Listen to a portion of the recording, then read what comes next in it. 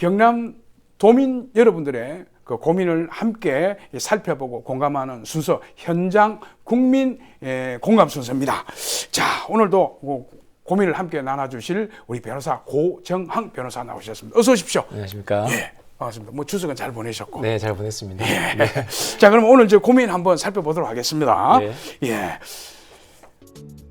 안녕하세요.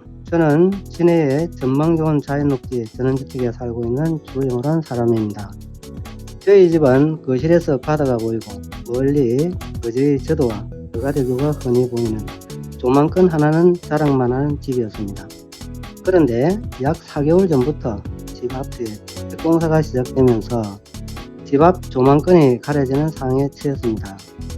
처음에 건축 설계사에서 건축주가 중앙계단을 낮게 만들어 조망권 확보를 해줄 것을 약속했으나 잠시 후 입장을 바꾸어 우리는 허가를 받았으니 허가대로 집을 짓겠다고 입장을 전했습니다.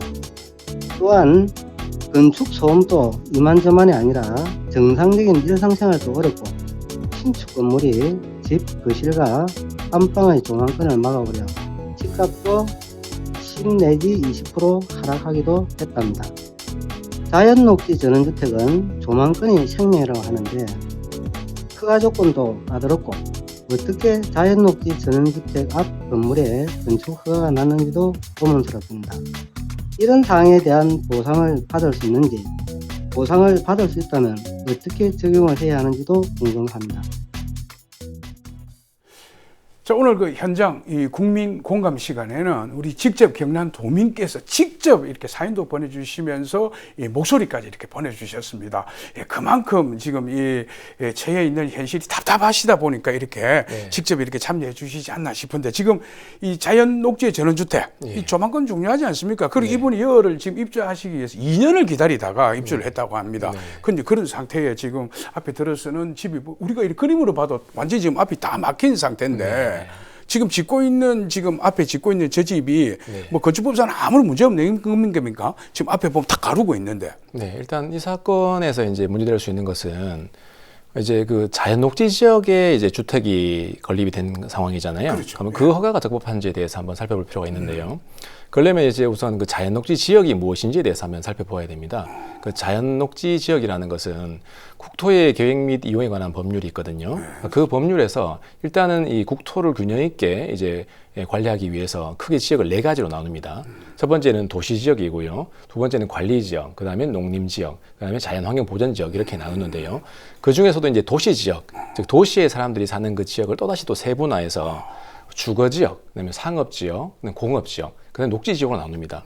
이 녹지 지역 안에, 즉 크게 봤을 때는 도시 지역이고 그 중에서 이 녹지 지역 안에 자연 녹지 지역이 포함되는데요.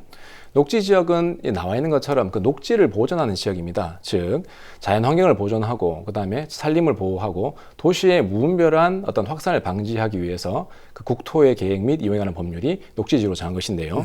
그런 목적이 있기 때문에 무분별한 건축이 되어서는 안 되잖아요. 그렇기 때문에 일정한 건축에 제한을 두고 있습니다. 그 제한을 두고 있는데 여러 가지 행위들을 할 수 있는 것들을 매우 상세하게 나열해 놓았는데 그중에 주택 같은 경우에는 단독주택은 설립할 수 있습니다. 다만 4층 이하의 건물을 지을 수 있게 되어 있거든요. 따라서 현재 이 질문자님의 집 앞에 있는 건축물이 단독주택으로서 4층 이하의 건물이라면 1흥 적법할 수가 있습니다. 다만 추가적으로 더 말씀드릴 수 있는 것은 이 건축법상에 또 일정한 제한이 있는데요. 건축법상에는 주거지역인 경우에 그 앞에 있는 건물이 9m 이하의 건물일 경우에는 앞 건물과 인접해서 1.5m를 띄워야 되고 이격거리 제한이 되겠죠, 그죠? 그런데 이 건축법상의 거리 제한 규정은 주거지역에만 국한되기 때문에 현 사안에서 있는 녹지 지역인 경우에는 적용되지 않습니다. 네, 따라서 현재 상태에서는 만약 다른 건축허가 요건을 충족한 상태이고 단독주택으로서 4층 이하라면 1흥 건축허가는 적법하다고 볼 수 있다고 보입니다. 그럼 이 지금 뭐 허가가 난 거는 당연하다 이런 말씀이네요. 아무런 문제가 없다. 현재로서는 건축법상의 요건을 충족했다고 보는 것이 맞을 것 같습니다. 그럼 우리 저 질문자께서 지금 주신 질문 가운데는 그렇다면 조망권이라든지 이래서 침해를 받은 이 부분에 대해서는 어떻게 요구할 수 없느냐라는 질문이 있었습니다. 그럼 아무것도 못하는 겁니까? 이런 상황에서는? 네, 건축법상 적법한 건축물과 또 조망권이나 일조권 등과는 또 별개 있거든요.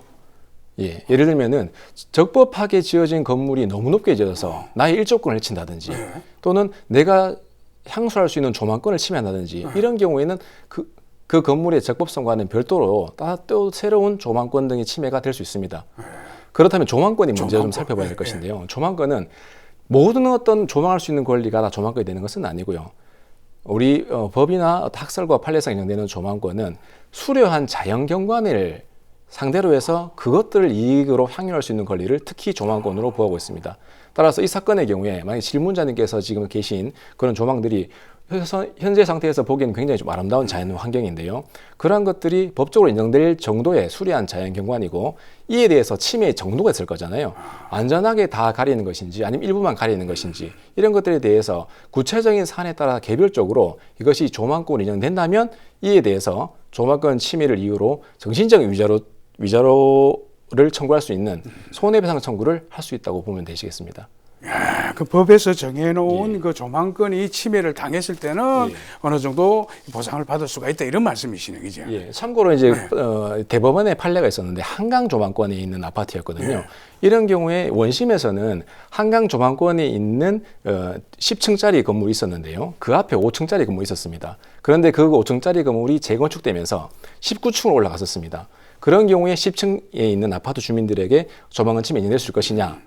원심 판결을 인정했는데요. 대법원에서는 이러한 경우에 인근 주택이 고층 건물로 올라갈 수도 있는 상황이었고 그 주변 지역들이 고층 건물이 허용될 수 있었고 그리고 또 그 주변에 있는 그런 주택 재개발 같은 것도 허용되어야 되고 또 추가적으로 5층짜리 건물이 있는 상태에서 10층짜리 건물이 올랐었기 때문에 그러한 인위적인 건물을 지어서 바라보는 조망권 같은 경우에는 법적으로 보호받을 수 없다라고 하여서 기각된 그런 판례가 있습니다.